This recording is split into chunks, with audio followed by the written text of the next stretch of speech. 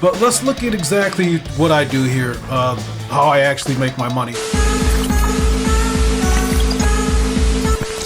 Basically, what Isthmus Business Assistants does is build systems that turn your idea into something that works in the real world. So what that means is if you have an idea, have thought about it reasonably, I can help you make the moves to start that by doing things like business plans and feasibility study.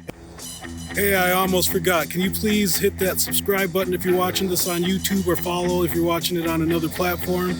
You doing so helps me grow this thing a lot. Thank you so much in advance.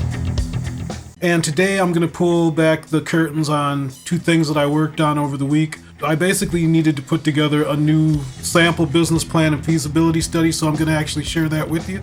And here's the kicker: if you need a similar business plan, I'm running this really good special for $4.99 until the end of October, so check that out or pay attention if you're really interested in that. Same level of polish, same execution focused approach, but it's only going to be at that rate for a couple of months. First up, we're going to show the business plan, and it was a sample case from one of the state DVRs, and I kind of edited some names here, but we'll call this Lila's Flower Shop, Lila Bloom. And this is the business plan that we have here. I kind of like to put a little bit of artistic flair behind it, but going through it, just a cover page that tells the basic information: who, what, where, why. We have a contents, the executive summary, and all the other parts of a business plan. And it varies what parts need to be in a business plan. So in this particular business plan, you won't see a marketing strategy because it's a small enough business, a small enough concept, and a small enough ask for money to not need that. So, there's a couple things missing, but that you would see in a bigger business plan, but those things can be put back into the business plan. The first thing is, and you'll see this in every business plan usually, even like a one-page, you'll see an executive summary that basically somebody who has the money just going to want to look through this and see, is this a good idea to support? And a lot of times people are going to look at just this. So your executive summary needs to be very impactful. For this particular business plan, I wanted to keep it simple. Okay, so going back down through the executive summary, you see that she's introduced and what the ask is, and this is basically $10,000 in startup support that she's asking from a state DVR, and it basically gives some objectives that are measurable. Like one is to be open by November 2025. The storefront. In this case, she probably could do some online business beforehand to get things going. It tells a little bit about other objectives and the mission statement: to bring joy, color, care to everyday life through high-quality floral arrangements and vibrant homegrown bromeliads. Keys to success are in the executive summary, and so is the total startup budget, not in a full line item, but just kind of an overview. And I'll usually put in a graph on the side here. Next up, we tell a little bit about the consumer.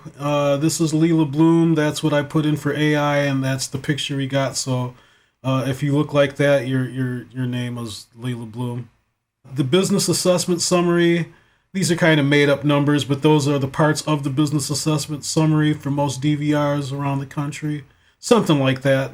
And they want to know a little bit about what this person is bringing to the table. There's certain requirements. Business description. This basically tells about the business, where it's going to be, and that's a made-up address, I think.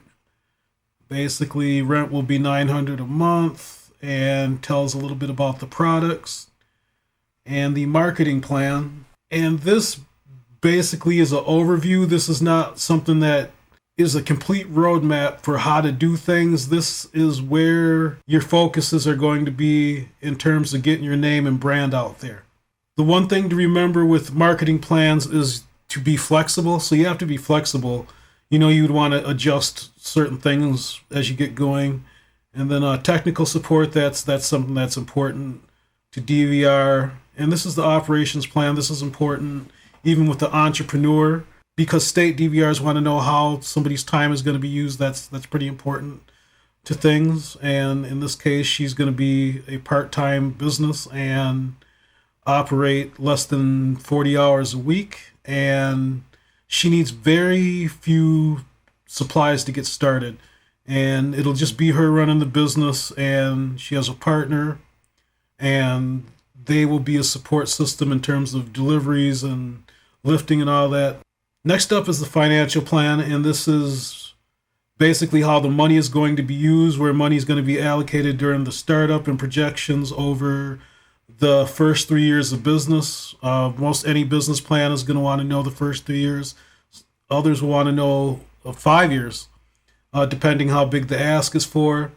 And scrolling down, once again, here's the startup, the estimated monthly operating costs. So that's fixed costs, and you have costs that are variable. So things like her flowers and plants, that's going to be variable. It's going to depend on how much business she's doing. Things like rent and admin and supplies, and in some cases, marketing. But yeah, some of these costs are going to stay the same, and some of them will change. And we have an estimate of revenue, very simple business model, not anything complex. And basically what we're trying to get her over is she needs to basically make minimum wage to be a success with this particular DVR.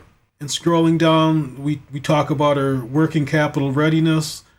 This person has to have a certain amount of liquid assets to be able to be qualified for the money that they're asking for from this agency.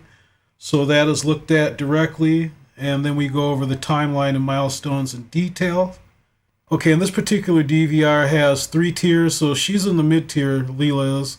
So that's why there's things that are left out of this particular business plan. But this goes over basically everything she needs to get started. And there's actually a fully itemized list in the back of the appendix, and I'll show you that in a second.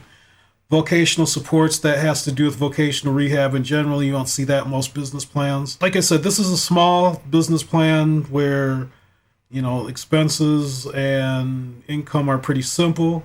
One thing government agencies will want if you ask them for money is a line item of everything you need. So this is a line item in this particular case. The vendors would be ones that are authorized. And then we have a pro forma balance sheet. So most places will want monthly, the first 12 months of business, and then a summary of projections for the next 2 years. And that's basically how things are put together. Normally I'd put this SWOT analysis, and SWOT stands for strengths, weaknesses, opportunities, and threats. I'd probably normally put that farther up in the business plan, but this one I wanted to put it as an appendix just to try something different. So what a SWOT analysis is supposed to do is make a entrepreneur, a business person, or CEO look at the business in themselves and give an honest assessment of where they are in the marketplace. Next up in the appendix is a broken down break-even analysis. And if you crunch the numbers with this, you'll see that this person is going to make minimum wage if she does 63.5 units of business per month. And, just thinking ahead, there'll be things like Mother's Day and other holidays where she'll do, that much business in a day or a weekend.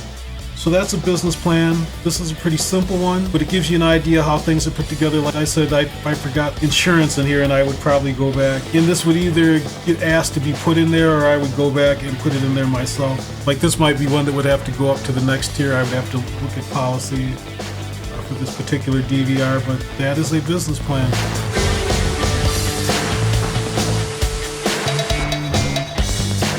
All right, next up, we're going to look at a feasibility analysis report, and this would be done actually before the business plan. And in most cases, a feasibility analysis report would not be done unless you're talking starting a business that's 25, 50 large, and you're talking about taking out a lot of loans. Then yes, you should do a feasibility and analysis report. Now, this particular DVR requires it before they move on with business loans in certain tiers, so I think it's 2 and 3 that you have to do a feasibility report. So same thing, you have a cover sheet and the who, what, where, when, whys of it. This is a lot smaller than the business plan. So what a feasibility study is supposed to be is an honest risk assessment and viability assessment based on market data, demand analysis, and also in this case, the entrepreneur themselves. And the end goal of a feasibility study is recommendations for a go or no go. So just going through it, real simple. Once again, a very simple business description and an operational analysis, which is important for most DVRs. The big part of this is a financial analysis. So we have to look at the startup, units for break-even analysis. So by this point, we've kind of worked out the numbers a lot, so we know when the business will break even, or should anyway. And it was 63.1 based on some algebra, hoodoo voodoo. And we have a break-even chart here. And this shows the estimated monthly revenue. And once again, if you compare this against how many hours she plans to work, we're trying to get to minimum wage. And that's real important in this particular business model. And required tier 2, this talks about the working capital. Does this person actually have the money to start? And this is so important, and a lot of people that want to start a business get hung up here, but you really have to be financially solvent for what you want to do. If you want to do something like start a consultancy or a video business or something like that, you need very little investment. But if you're trying to start something that's in a building or, things like a restaurant, you're going to have some good credit and some money saved up. And that's just the honest facts. Usually I know people are like, where can I get grants and all that? In some cases there's magic money, but in most cases there's not. So moving on, this particular individual is going to need supports because once again, they are in vocational rehab. And the summary of findings for this sample report, based on everything, it's a simple business model, low overhead, and it looks like a good candidate for this particular DVR's tier 2 focus. So I gave Leela a green light and she can begin working on her business plan.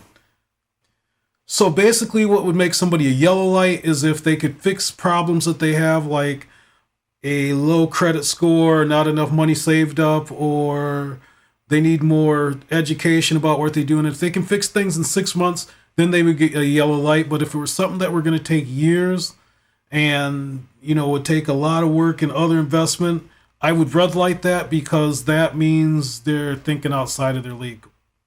So that's basically what business plans and feasibility studies are. These are real simple versions.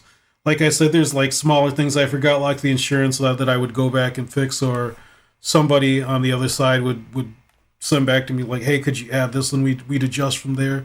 But these are real simple business plans. If you were trying to do something like start a big business where things like there's going to be a lot of inventory, or you're going to have a building built, things like that, I can do complicated stuff like that. But it's, obviously the more you're asking for, the more work is going to be involved in the business plan. So if you're somebody that thinks you're going to be the next tech entrepreneur and you don't have any technical skills at all, yeah, you got to deal with that kind of stuff. Or if you think you're going to start even a store like this, the only reason this works is because she does not have a lot of inventory that she needs a reasonable ask.